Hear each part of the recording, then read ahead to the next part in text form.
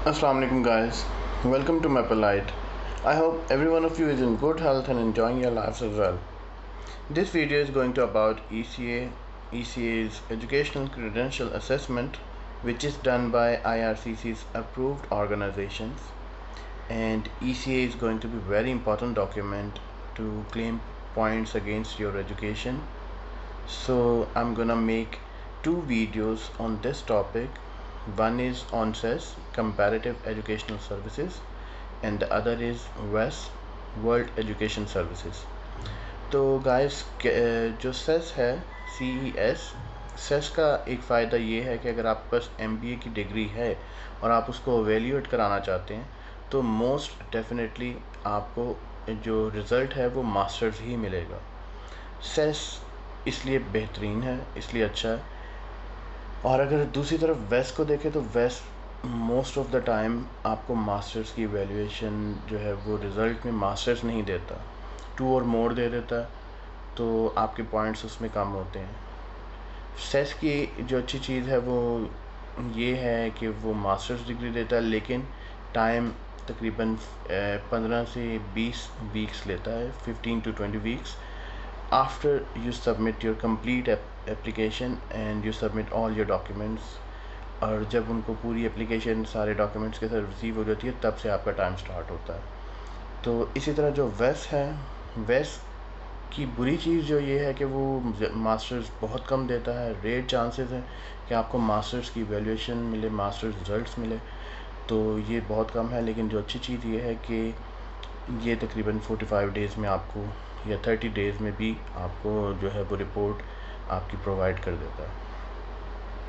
तो जिन लोगों के पास MBA की डिग्री है वो एवेल्यूएशन कराना चाहते हैं तो मैं उन्हें सजेस्ट करूँगा कि वो सेस की तरफ जाएं, और जिन लोगों के पास बैचलर है तो उनके लिए बेहतरीन ऑप्शन यही है कि वो वेस्ट की तरफ जाएं, वेस्ट से एवेल्यूएशन कराएं, क्योंकि बैचलर की केस में तो उनको बैचलर ही मिलेगा। अगर आपके पास MBA की डिग्री है, अगर 18 ईयर्स की डिग्री एजुकेशन आपकी है तो आपको सेस की तरफ जाना चाहिए। तो पहली वीडियो जो है वो मैं सेस के ऊपर बना रहा हूँ, तो पहली वीडियो स्टार्ट करते हैं, इसके बाद मैं वेस्ट की वीडियो भी अपलोड करूँगा। तो वीडियो को स्टार्ट करते हैं। मेरे चैनल को सब्सक्राइब कीजिए और अपने दोस्तों के साथ शेयर कीजिए। चलें मेरे लैपटॉप की स्क्रीन की तरफ चलते हैं।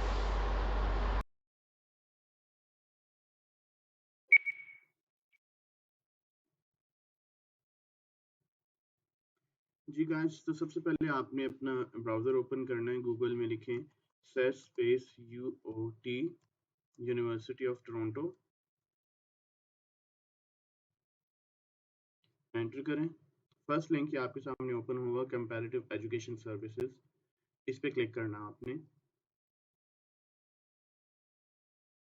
ये ऑफिशियल पेज है यूनिवर्सिटी ऑफ टोरंटो का कंपैरेटिव एजुकेशन सर्विसेज के हवाले से। यहाँ पे अप्लाई नाउ और न्यू एप्लीकेंट्स पे आपने क्लिक करना है। देन यहाँ पे ये 6 स्टेप्स के बारे में बता रहा है एप्लीकेशन के लिए। तो फर्स्ट में है जी एप्लीकेशन 2 टाइप्स की है, इमिग्रेशन और जनरल यूज़। सेकेंड जो स्टेप है वो कंट्री डॉक्यूमेंट रिक्वायरमेंट्स हैं। थर्ड में apply online, you have to create your profile for online application. And third में आपने अपनी जो एजुकेशनल इंस्टीट्यूट है जहाँ से आपको डिग्री या जो भी आपको सर्टिफिकेट मिला है वहाँ से आपने कुछ डॉक्यूमेंट्स जो हैं वो सेस को भिजवाने हैं। और जो 5th स्टेप है वो टाइमिंग के बारे में। नॉर्मली जो सेस है वो 15 to 20 वीक्स लेता है आपकी कंप्लीट असेसमेंट करने में। ये उसके बाद शुरू होगा जब आप उनको सब डॉक्यूमेंट्स प्रोवाइड कर देंगे। 6 स्टेप के ऊपर आपको आपकी असेसमेंट रिपोर्ट रिसीव हो जाएगी। तो स्टार्ट करते हैं। यहाँ पे सबसे पहले क्लिक करेंगे चूज एप्लीकेशन टाइप पे। नेक्स्ट पेज जो है वो ये है, इसमें हम यहाँ पे क्लिक करेंगे गो टू स्टेप 2। देन यहाँ क्लिक करेंगे गो टू स्टेप 3। यहाँ पे ये टर्म्स एंड कंडीशन का पेज है, आप पढ़ना चाहें तो पढ़ सकते हैं। मैं ज्यूम कर रहा हूँ कि मैंने पढ़ ली है। अब यहाँ पे आपने क्लिक करना है, ये 2 टाइप्स की एप्लीकेशन है। इमिग्रेशन एप्लीकेशन के ऊपर क्लिक करना है, अप्लाई नाउ पर।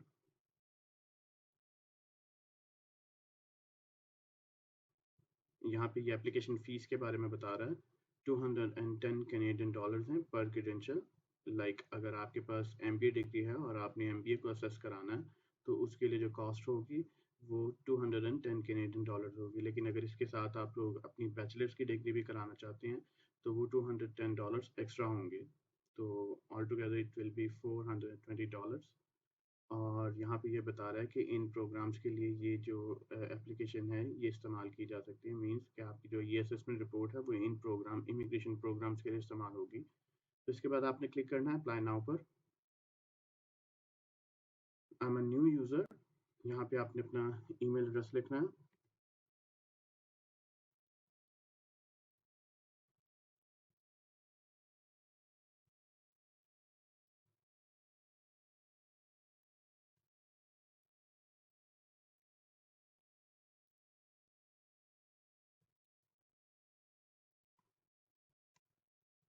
स्टार्ट एप्लीकेशन पे क्लिक करें। यहाँ पे आपको अपनी इन्फॉर्मेशन प्रोवाइड करनी है। सैल्यूटेशन में लिखें आप अपना title, give a name, surname, अगर सेकंड नेम है तो वो भी यहाँ पे लिख दें इस पोर्शन में।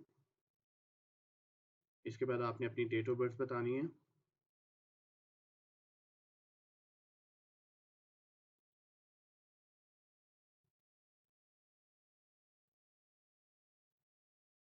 इसके बाद यहाँ पे ऑटोमेटिकली आपका ईमेल एड्रेस आ गया क्योंकि अभी आपने पीछे प्रोवाइड किया था इन्हें।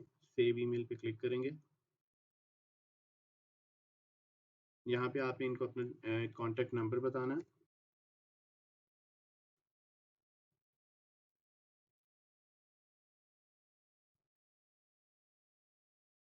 यहाँ पे एक और चीज़ है कि अगर आप एक और कॉन्टैक्ट नंबर उनको बताना चाहते हैं तो ऐड अनदर टेलीफोन के ऊपर क्लिक करके आप वो इन्फॉर्मेशन भी सेव कर सकते हैं। इसके बाद आपने होम एड्रेस आपने बताना अपना।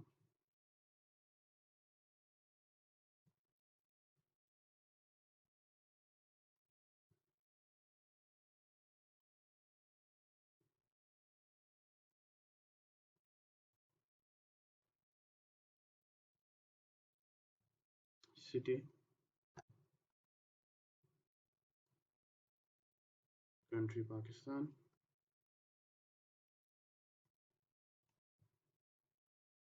यहाँ भी ये ऑप्शन आपके पास अवेलेबल है। अगर आप कोई और एड्रेस भी देना चाहते हैं तो ऐड अनदर एड्रेस पे क्लिक करके आप वो इन्फॉर्मेशन भी सेव कर सकते हैं। इसके बाद इस सब पोर्शन को आपने ऐसे ही रहने देना। यहाँ पे आपने क्लिक करना है yes but only by the following methods. और इसके अलावा ये आपसे यहाँ पे इंफॉर्मेशन इसके बारे में ली जा रही है कि आप किस चैनल के थ्रू सेस के साथ कम्युनिकेशन करना चाहते हैं। तो जो भी कोई इन्फॉर्मेशन है वो आपको किस चीज़ पे सेंड करें, ईमेल के थ्रू या मेल के थ्रू। तो प्रेफरेबली है कि आप ईमेल पे क्लिक करें, कन्वीनियंट और फास्ट है।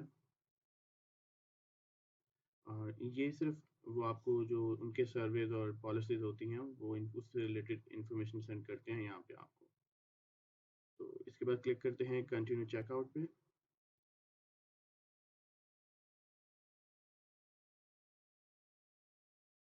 जी, आपका ये अकाउंट जो है प्रोफाइल वो क्रिएट हो गई है सेस के ऊपर। यहाँ पे सबसे ऊपर आप देखें ये आपको एक स्पेशल रेफरेंस कोड जो है वो अलॉट किया गया है जो कि एक्स से स्टार्ट हो रहा है।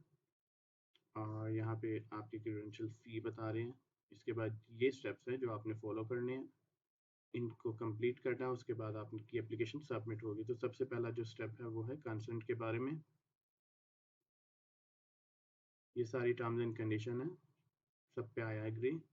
पढ़ना चाहें तो पढ़ लें, मैं अज्यूम कर रहा हूँ कि पढ़ ली है।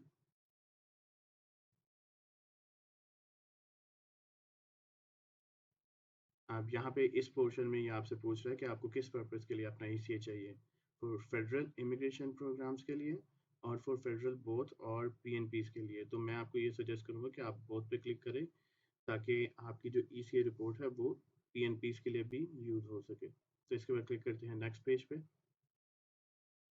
फर्स्ट स्टेप जो है वो कंप्लीट है, you can see that. And in second step वो फिर आपसे अगेन ये पूछ रहा है कि किस पर्पज़ के लिए आपको ये आप अप्लाई कर रहे हैं। तो हम क्लिक करेंगे एक्सप्रेस एंट्री, FSWP, CEC और PNP के लिए। इसके बाद आपने यहाँ नीचे आना है। ये पेमेंट के ऑप्शन में आपको एक रिमाइंडर वो बता रहे हैं कि they only accept credit card payments. they will not accept debit cards. So keep this thing in your mind that you should have a credit card in your hand when you are applying for this application. Or another thing is that the payment is in Canadian dollars. So keep this thing in mind. इसके बाद next page पे click करेंगे. Second step जो है वो complete हो गया है. अब थर्ड स्टेप है एप्लीकेशन इन्फॉर्मेशन. यहाँ पे सैलूटेशन में मिस्टर,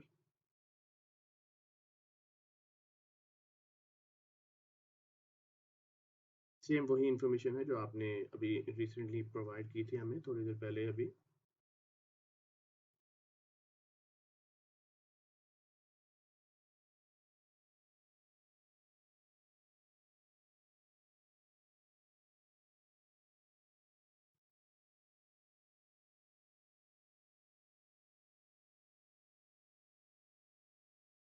डेट ऑफ बर्थ आ गई.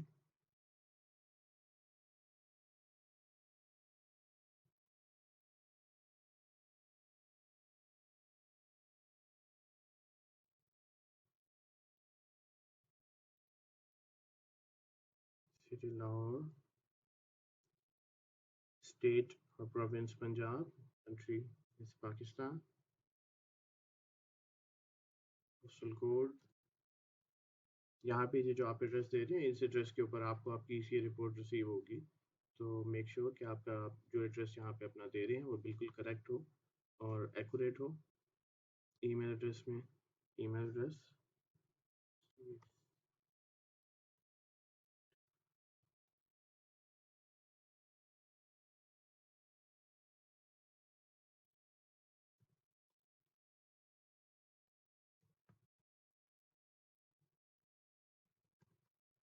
यहाँ पे ये ईमेल एड्रेस जहाँ पे हम दे रहे हैं ये नीचे लिखा भी हुआ है. सिर्फ will communicate with you primarily by email for confidentiality. Please ensure that this email address is used exclusively by yourself. तो ये email address आपका अपना ही होना चाहिए. एक्चुअली आपको ये ECA अप्लाई करने के लिए किसी कंसल्टेंट की ज़रूरत नहीं है. आप खुद भी अप्लाई कर सकते हैं. बहुत ही सिंपल सा प्रोसेस है.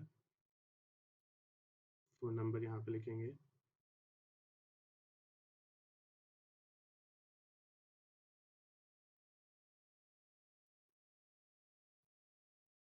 इसके बाद ये पोर्शन है वैलिड गवर्नमेंट इशूड ID.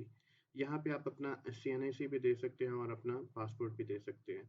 लेकिन मैं आपको ये सजेस्ट करूँगा कि आप यहाँ पे अपना पासपोर्ट जो है वो कलर कॉपी में स्कैन करके अपलोड करें. उसके जो फ्रंट 2 पेजेस होते हैं उनको, क्योंकि आपका जो पासपोर्ट है वहाँ पे आपकी सारी इन्फॉर्मेशन जो है वो इंग्लिश में होती है. और अगर आप अपना CNIC अपलोड करते हैं तो CNIC में काफ़ी चीज़ें हैं. लाइक आपका जो एड्रेस है वो उर्दू में लिखा होता है. तो अगर आप CNIC अपलोड करेंगे तो फिर आपको उसकी ट्रांसलेशन भी अपलोड करनी पड़ेगी. तो अगर आप पासपोर्ट अपलोड कर देंगे तो फिर आपको CNIC अपलोड करने की ज़रूरत नहीं है. जब आप यहाँ पे अपलोड कर लें, ये अपनी जो फाइल है वो सिलेक्ट कर लें तो अपलोड पे क्लिक कर लें. फिर ये अपलोड होगी. अदरवाइज अगर आप वैसे चले जाएंगे तो ये अपलोड नहीं होगी और एरर देती रहेगी. अब हमारा जो गवर्नमेंट इशूड ID है वो यहाँ पे अपलोड हो गया.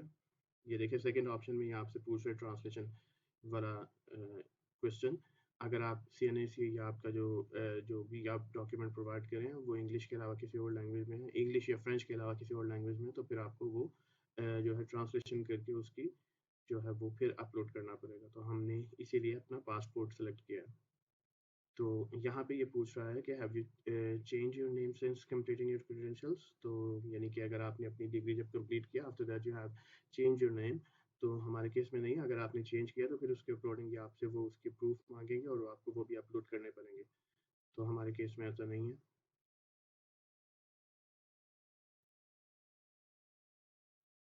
नेम चेंज से मतलब कि अगर आप अपने स्पाउस का करा रहे हैं तो नॉर्मली पाकिस्तान और इंडिया में जब शादी के बाद आफ्टर मैरिज आपके जो स्पाउस है उसका पासपोर्ट में जो हस्बैंड का नेम आ जाता है आफ्टर फादर की नेम की जगह, तो फिर नाम में चेंजिंग आ जाती है. अगर ऐसा हो जाता है तो फिर आपको अपना मैरिज सर्टिफिकेट जो है एज ए प्रूफ लगाना पड़ेगा कि हाँ जी इस वजह से हमारा नाम चेंज हो गया और ये उसका प्रूफ है. तो अब ये फोर्थ स्टेप है एजुकेशन इन्फॉर्मेशन. यहाँ पे आपने अपनी डिग्री के बारे में बताना है. तो सबसे पहले है आपकी आपकी यूनिवर्सिटी या इंस्टीट्यूट का नाम. इसके बाद अगर आपकी यूनिवर्सिटी आपने जब अपनी जहाँ से भी अपनी एजुकेशन ली है उसका नाम चेंज हुआ है तो फिर आपने यहाँ पे उसका करंट नेम बताना है, अदरवाइज़ अगर नहीं हुआ तो इसको ऐसे रहने दें। और इंस्टीट्यूट कहाँ पे है वो लोकेशन आपने बतानी है। कंट्री पाकिस्तान, आपके अगर इंडिया है तो आप इंडिया लिख सकते हैं यहाँ पे। डिप्लोमा डिग्री या जो भी है उसका क्या नाम है, मेरे केस में मास्टर्स एमबीए था। अब यहाँ पे official length of the programme है। अब मेरे केस में मैं आपको ये चीज़ बता दूँ, ये तो मैं अज्यूम करने के लिए आपको समझाने के लिए यहाँ पे 2 ईयर्स लिख रहा हूँ, लेकिन मेरा जो एमबीए था वो आफ्टर 4 ईयर्स ऑफ बैचलर, उसके बाद 1.5 ईयर्स का मास्टर्स एमबीए था। तो यहाँ पे आप 1.5 भी लिख सकते हैं अगर आपके केस में ऐसा है, लेकिन मैं समझाने के लिए सिर्फ यहाँ पे 2 लिख रहा हूँ। इसके बाद आपने क्लिक करना है कि ये 2 ईयर्स में था। अगर क्रेडिट्स में है तो फिर आपको क्रेडिट्स के बारे में बताना पड़ेगा। अब स्पेशलाइजेशन आपकी किस में थी? मेरी फाइनेंस में थी।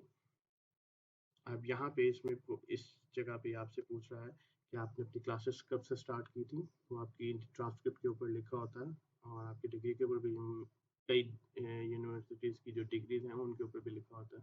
नॉर्मली जो है ट्रांसक्रिप्ट उसके फ्रंट पे या बैक पे लिखा होता है। तो यहाँ पे बताना है कि क्लासेस कब से स्टार्ट की थी। 2016 मार्च 27। मैं यहाँ पे सारी जो ये डेट्स लिख रहा हूँ ये एज ए एग्जाम्पल के तौर पे लिख रहा हूँ, आपने अपनी डेट्स को अपने हिसाब से लिखना है। आफ्टर दैट कब तक क्लासेस अटेंड की?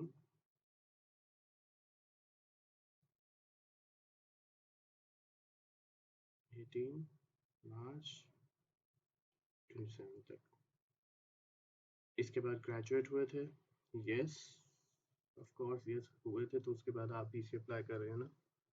तो इसके बाद यहाँ पे ये पूछ रहा है कि जी किस डेट पे आपको डिग्री अवार्ड की गई थी। तो आपने ये डेट बतानी है। ये डेट वो होती है लाइक आपका कॉन्वोकेशन कब हुआ था, तो कॉन्वोकेशन पे आपको डिग्री अवार्ड होती है। तो यहाँ पे आपने वो डेट बतानी है। तो ये भी डेट जो है ये नॉर्मली आपकी जो डिग्री है उसके ऊपर लिखी होती है।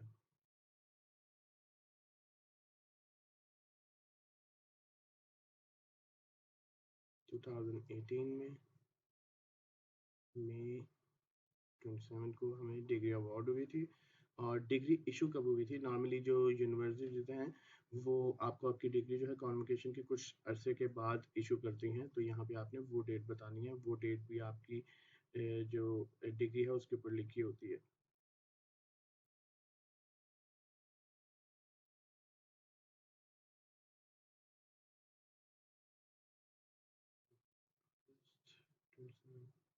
जी ये सब डेट्स मैंने यहाँ पे लिख दी है। इसके बाद यहाँ पे आपसे पूछा फाइनल अवार्ड। फाइनल अवार्ड में आपने यहाँ पे जो फाइल सॉरी फाइनल अवार्ड में यहाँ पे जो आपने डॉक्यूमेंट अपलोड करना है ये बात कर रहा है आपकी फाइनल डिग्री के बारे में। तो यहाँ पे एक चीज़ वेरी इंपॉर्टेंट जो है मैंने बतानी है वो ये है कि जो आपकी डिग्री है आपको उसको कलर कॉपी में जो है वो स्कैन कराना है और फ्रंट पेज के साथ साथ उसका बैक पेज चाहे वो ब्लैंक हो आपको तब भी वो स्कैन ज़रूर कराना है। ये इनकी टर्म्स एंड कंडीशन में इनकी रिक्वायरमेंट्स में ये बात लिखी हुई है बड़ी वाज़ेह तौर पे। तो ये जो चीज़ है आपने अपने ज़हन में रखनी है कि अपनी डिग्री के फ्रंट साइड और बैक साइड दोनों को स्कैन करना है कलर्ड में और एक ही कोशिश करें कि एक ही पिक्चर में इसको कंपाइल करें और यहाँ अपलोड कर लें। अब यहाँ पे ये पूछ रहा है सेकंड ऑप्शन जो इसका आ रहा है कि अगर आपकी डिग्री अदर देन इंग्लिश और फ्रेंच है तो आपको उसकी ट्रांसलेशन भी देनी पड़ेगी। अगर वो है तो उसकी ट्रांसलेशन करा के word to word authorise translator से वो कराने के बाद यहाँ पे आपको उसकी जो कलर्ड कॉपी है वो भी स्कैन करके यहाँ पे अपलोड करनी पड़ेगी। तो इसके बाद यहाँ पे बात हो रही है इस पोर्शन में एकेडमिक रिकॉर्ड के ऊपर कि यहाँ पे आपने अपनी ट्रांसक्रिप्ट जो है वो अपलोड करनी है। ट्रांसक्रिप्ट भी ऐसे ही है कि फ्रंट और बैक दोनों साइड्स आपने इसकी स्कैन करके यहाँ पे अपलोड करनी है। तो ये चीज़ भी आपने अपने ज़हन में रखनी है।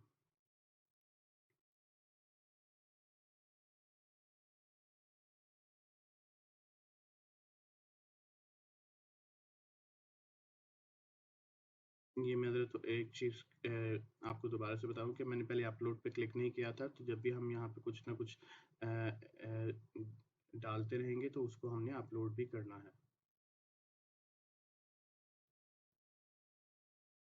जी, ये देखें, हमारी जो डिग्री है वो भी अपलोड हो गई है और हमारी जो ट्रांसक्रिप्ट है वो भी अपलोड हो गई है। तो इसके बाद हमने आना है, ये जो हमारा मास्टर से रिलेटेड जितना हमने उनको डॉक्यूमेंट यहाँ तक अभी प्रोवाइड करने थे, वो हमने कर दिए हैं। इसके बाद की बात डिफरेंट है। लेकिन जो यहाँ तक का प्रोसेस था वो हमने कंप्लीट कर लिया है मास्टर्स का। इसके बाद यहाँ पे वो क्रेडेंशियल 2 के बारे में बात कर रहे हैं। जैसा कि मैंने इस प्रोसेस के स्टार्ट में बताया था कि अगर आप अपनी जो है मास्टर्स के अलावा अपनी बैचलर्स भी जो है वो एवेल्यूएट कराना चाहते हैं, तो then you have to click on this option, or then you will have to put all your information about your bachelor's like this we have done before, and you have to put all information on it. Then you have to click on this option, then it will start the process for your second credential. तो अब हमें इसकी ज़रूरत नहीं, लेकिन वो भी सारा जो प्रोसेस है वो सिंपल सा है। ऐसे ही सारी चीज़ें अपलोड करनी है आपने अपने बैचलर्स के लिए, लेकिन हम सिर्फ मास्टर तक रहने देते हैं। अब इसके बाद हम क्लिक करेंगे नेक्स्ट पेज पे। एडिशनल सर्विसेज के बारे में बात हो रही है यहाँ पे। ये आप देख रहे हैं कि नंबर ऑफ डुप्लीकेट कॉपीज, ये इस बारे में ये आपको बता रहा है कि अगर आपको अपनी ईसी रिपोर्ट की डुप्लीकेट कॉपी चाहिए तो then you will have to pay extra accordingly. तो वैसे मैं आपको नॉर्मली बता दूं कि आपको इसकी कोई इतनी ज़रूरत नहीं पड़ेगी, क्योंकि बाय डिफ़ॉल्ट सेस आपको एक कॉपी तो भेजेगा ही भेजेगा, तो उसी की ज़रूरत है। और उसके ऊपर एक ही रेफरेंस नंबर होता है, वही हर जगह पे इस्तेमाल होगा। या एट द एंड किसी स्टेज के ऊपर आईआरसीसी आपसे आपकी रिपोर्ट की स्कैन कॉपी मांग सकता है, लेकिन उसके लिए आपको एक ही कॉपी की ज़रूरत होगी। तो बाय डिफ़ॉल्ट आपको एक कॉपी आएगी, उसी को संभाल लें। तो अगर आप एक्स्ट्रा तब भी मंगवाना चाहते हैं तो ये उसके अकॉर्डिंगली उनकी फ़ीस लिखी हुई है, तो आपको ये भी पे करनी पड़ेंगी अगर आपको एक्स्ट्रा कॉपीज़ चाहिए। तो हम यहाँ पे नन पे रहने देते हैं इसको। इसके बाद यहाँ पे डिलीवरी टाइप के बारे में पूछ रहा है। पिकअप के ऊपर कोई चार्जेस नहीं है। अगर आपका कनाडा में कोई है और वो सेस के ऑफिस से जाके रिसीव करना चाहता है तो देन यू हैव टू पे नथिंग। और इसके बाद ये कनाडा और यूएस के अंदर अगर डिलीवरी है तो $25 हैं प्लस टैक्सेस। और करियर सर्विस इंटरनेशनल में आपको $90 जो है वो प्लस टैक्स 13% टैक्सेस जो है वो पे करना पड़ेगा। तो इंटरनेशनल कॉरियर के ऊपर हम सेलेक्ट करते हैं। ये जो इंटरनेशनल कॉरियर सर्विसेज आपने सेलेक्ट की हैं, इसके लिए आपको जो एक ट्रैकिंग नंबर है वो भी आ जाएगा आपके कॉन्टैक्ट डिटेल्स में। तो आप अपनी जो असेसमेंट रिपोर्ट है जब वहाँ से ट्रांजिट में होगी तो आप उसको ट्रैक भी कर सकते हैं। तो इसके बाद ये ऑप्शन है कि जी आप अपनी जो ईसी रिपोर्ट है किसी थर्ड पार्टी के साथ शेयर करना चाहते हैं। अगर करना चाहते हैं तो यहाँ पे क्लिक करके उसकी इन्फॉर्मेशन दे दें, अगर नहीं करना चाहते तो इसको ऐसे रहने दें। अब यहाँ पे भी सेम ऐसे ही पूछ रहा है आपसे केसेस आप किसी को ऑथोराइज करते हैं कि सेस आपकी इन्फॉर्मेशन उसको रिलीज़ करे, तो हम इसको भी नहीं करते क्योंकि हमें इसकी ज़रूरत नहीं है। अगर आप करना चाहते हैं तो आप इसको क्लिक करके उसकी डिटेल्स भी डाल सकते हैं। इसके बाद हम क्लिक करेंगे नेक्स्ट पेज पे। सबसे लास्ट में delivery of official academic records जो है अब वो है। ये बात अब जो है ना ये थोड़ी सी समझने वाली है, इसको समझ लें। यहाँ पे आपको ये जो पोर्शन मिल रहा है और इसके बाद ये रेफरेंस नंबर है आपका स्टूडेंट नंबर X483693। ये हमेशा X से स्टार्ट होगा। सेस के केस में, यूनिवर्सिटी ऑफ टोरंटो के केस में ये X से स्टार्ट होगा। तो ये स्टूडेंट नंबर यहाँ पे लिखना है आपने।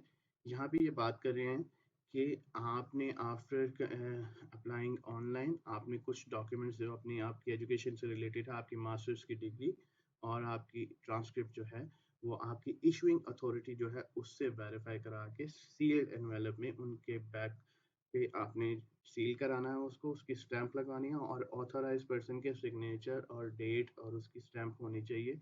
तो उस तरह का एनवेलप आपने अपनी इशूइंग अथॉरिटी से लेना है और उसकी बैक पे ये एड्रेस लिखना है जिनको आपने ये सेंड करना है। ये सारा एड्रेस है comparative education service, university of Toronto, school of continuing studies. ये उसका सारा एड्रेस लिखा हुआ है और उसके ऊपर आपने यहाँ पे स्टूडेंट नंबर और ये चीज़ लिखनी है, यही तभी उन्हें पता चलेगा कि ये किस स्टूडेंट का है, क्योंकि ऑलरेडी उनके रिकॉर्ड में ये नंबर होगा और उसमें सारी डिटेल्स आपकी हैं। तो उन्हें पता चल जाएगा कि ये डिटेल्स किस स्टूडेंट की हैं और ये किस सिलसिले में एनवेलप उन्हें रिसीव हुआ है। तो यहाँ तक का सारा स्टेप था, बहुत ही सिंपल था। ये ऑनलाइन अप्लाई करने के हवाले तक था। इसके बाद का जो स्टेप्स हैं वो ये हैं कि आपने जो है अपने डॉक्यूमेंट्स वेरीफाई कराने हैं। उसके लिए मैं एक अलग से वीडियो 1-2 दिन में अपलोड कर दूँगा, तो उसमें भी आपको पता चल जाएगा। ये मैं पाकिस्तान के हवाले से बता रहा हूँ। पाकिस्तान के केस के अंदर एचईसी से आपने अपने डॉक्यूमेंट्स जो हैं वो वेरीफाई करा के इनको सेंड करने हैं। तो एक और चीज़ है इस बारे में कि आप जो है अपना एचईसी से वेरीफाई कराने के लिए एचईसी के पोर्टल के ऊपर अकाउंट पहले से भी बना सकते हैं। जब आपका अकाउंट बन जाएगा तो वो तकरीबन 20 से 25 दिन के अंदर आपको आपकी जो वेरीफाइड एनवेलप है वो देंगे। तो वो आप उनसे बाद में भी ले सकते हैं, पहले भी ले सकते हैं, वो पहले अप्लाई करके आप उनसे ले सकते हैं।